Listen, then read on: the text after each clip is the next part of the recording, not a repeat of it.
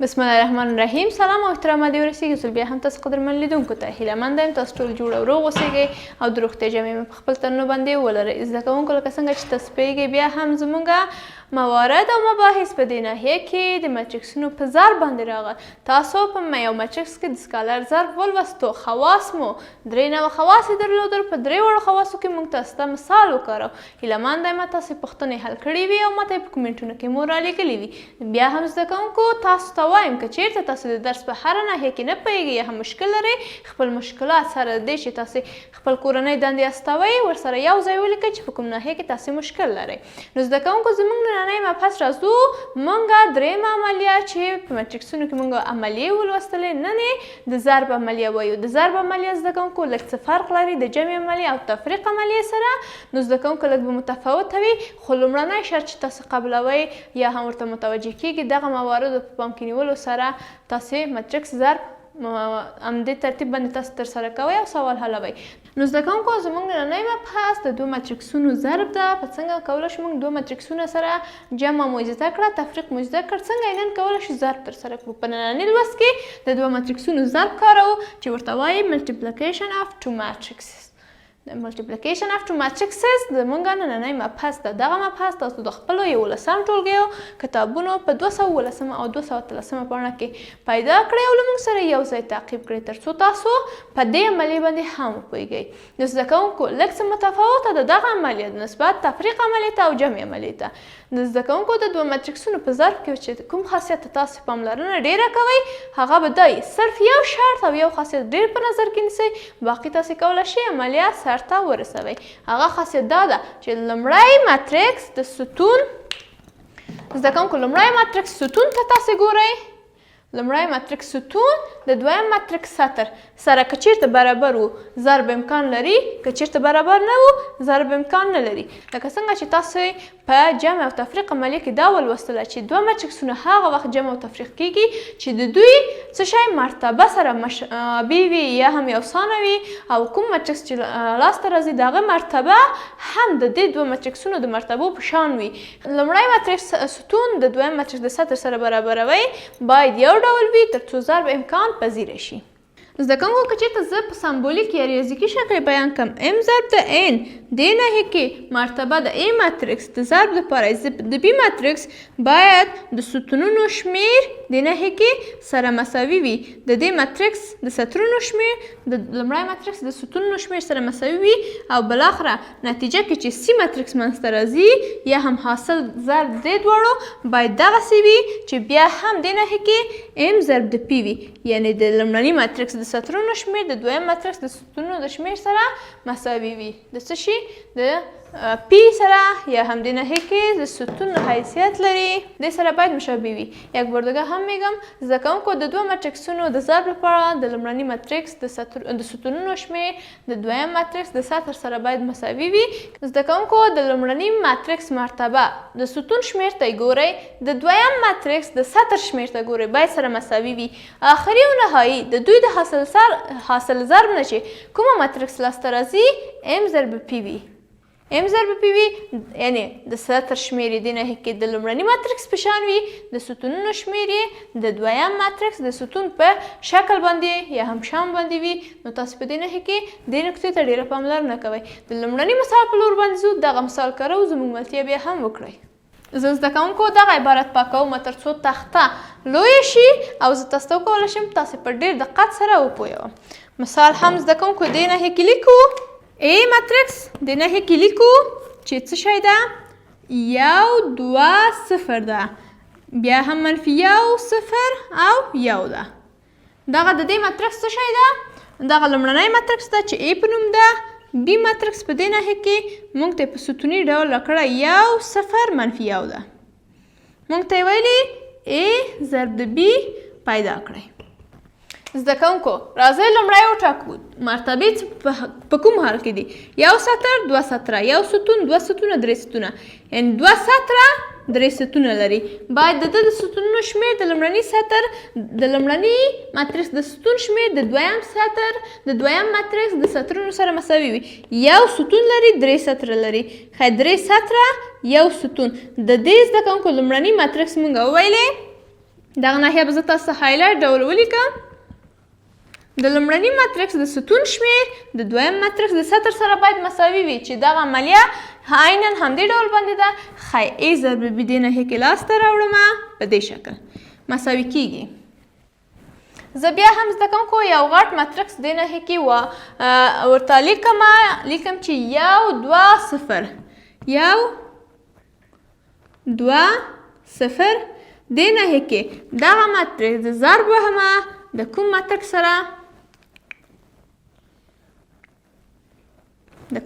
سره یو صفر منفي یو 0 منفي 1. ښایي دویم ماتریکس دې ناحیې کې زده کوونکو بیا هم لیکم چې منفي یو 0 او مثبت 1 ده. نو زده کوونکو دغه ماتریکس د ضرب وهمه بیا هم د همدې ماتریکس سره او په دویم سطر کې لیکمه 0 منفي 1. دغه ماتریکس علامه هم پرې بندو. ښایي زده کوونکو تاسو ته اوس په دې ناحیې کې وایم چې 1 د 1 سره ضرب وهئ، 2 د 0 سره، 0 د منفي 1 سره، 1 د منفي 1 د مثبت 1 سره، 0 د 0 سره. دغه ناحیه علامه هم بیا هم عدد 1 ده. دغه 1 د منفي 1 سره ضرب وهئ. ښایي راځئ A ضرب B مساوي کیږي 1 ضرب 1 جمع 2 ضرب 0 جمع 0 ضرب د منفي 1 0. دغه ضرب زده کوونکو دې ناحیې کې اجرا شو. راځئ دویم سطر ته رسو. منفي 1 ضرب مثبت 1 منفي 1 0 ضرب 0 جمع 0 مثبت زده کوونکو 1 ضرب منفي 1 کېږي منفي 1. دغه ماتریکس پرې بندو. ښایي بیا هم مساوي کېږي دې ناحیې کې A ضرب B مساوي ده په دې ناحیې کې په لومړني سطر کې یا هم ستون یې ووایو سطر یې ووایو 1 پاتې کېږي صرف. دې ناحیه کې منفي 1 د مثبت 1 سره ځي بلکې نه ځي. زده کوونکو دغه ناحیه تقریبا ما فکر وکړه چې یو مثبت دی یو منفي. دغه ناحیه منفي 1 جمع 0 منفي 1 ده. منفي 1 منفي 1 منفي 2. یو بل ماتریکس تشکیل شو. زده کوونکو د دې ماتریکس راځئ مرتبه تعیین کړو. څه شی؟ یو سطر ده یو سطر. ښایي دې ناحیه کې لیکم چې 2 سطره یو ستون 2 سطره یو ستون عیناً 2 سطره یو ستون راغی.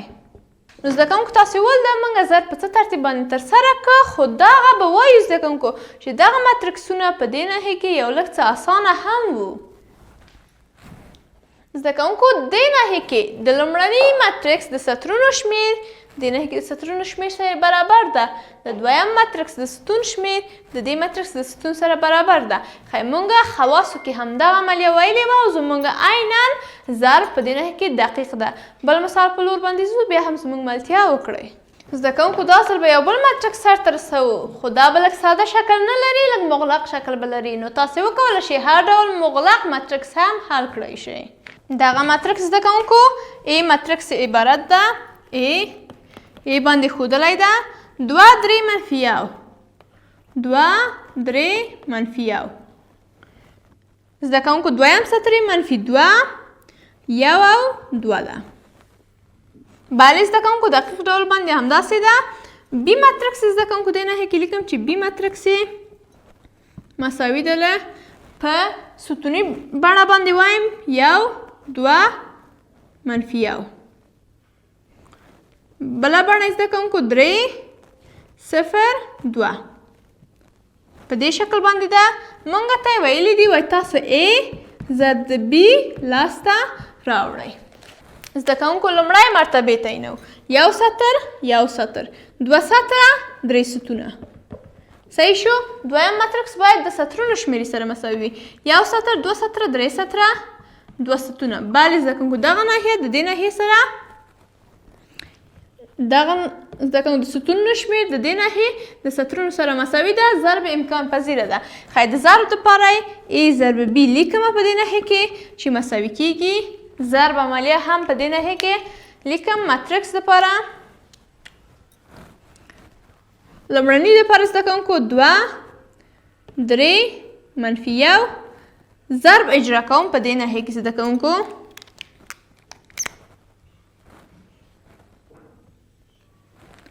د کوم ماتریکس سره لومړنی ستون یې 1 2 منفي 1 او همدې ترتیب باندې زده کوونکو بیا هم لیکمه چې 2 3 منفي 1 ضرب اجرا کومه د دویم ستون سره 3 0 منفي 2 3 0 منفي 2 مثبت 2 دي زده کوونکو په دې ناحیه کې. نو زده کوونکو په همدې ترتیب راځئ دویم سطر ته راښکته کیږو. دویم سطر کې منفي 2 1 2 ضرب همه د کوم سطر سره لومړني سطر سره 1 2 منفي 1 په دې شکل همدې ترتیب باندې زده کوونکو دغه علامې که موږ ور هم نه کړو پروا نه کوي خو دې ناحیې کې به ورکړو زده کوونکو چې تاسې ګیج نه شئ. ولې کله چې اصل ماتریکس کله مو ضرب و تقسیم جمع او تفریق یې زده کوونکو موږ خلاص کړو بعد له هغه نه ماتریکس چې تشکیلوو باید عناصر یې یا هم ګېډې د دې عناصرو چې مابین کې وجود لري موږ لاسته راوړی دا سره فرق لري. ښایي زده کوونکو یا هم په مساوي فاصله د یو بل نه قرار ولري. دویم سطر زده کوونکو بیا هم دا دې ناحیې کې لیکم چې منفي 2 1 او 2 دغه ناحیه ضرب به هو د څه شي سره دویم سطر سره د ستون سره 0 2 او په نتیجه کې هم علامه د ناحیې کې د ماتریکس ورته لیکو. مساوي کېږي دغه ناحیه یو څه زده کوونکو د ناحیې کې په چټکۍ سره مخ ته ځو چې لیکو 1 ضربه 2 ضرب 1 یا هم په دې شکل باندې ټول عملیه سرته رسوو. 2 ضرب 1 2 3 ضرب 2 جمع شپږ همدې ترتیب باندې منفي 1 ضرب منفي 1 کېږي مثبت 1. راځئ زده کوونکو دویم د لومړني سطر دویم عنصر ته 2 ضرب 3 0 2 2 3 شپږ کېږي زده کوونکو شپږ 3 ضرب 0 جمع 0 همدې ترتیب به منفي 1 ضرب مثبت 2 منفي 2 لاندې ناحیې ته راښکته کېږو.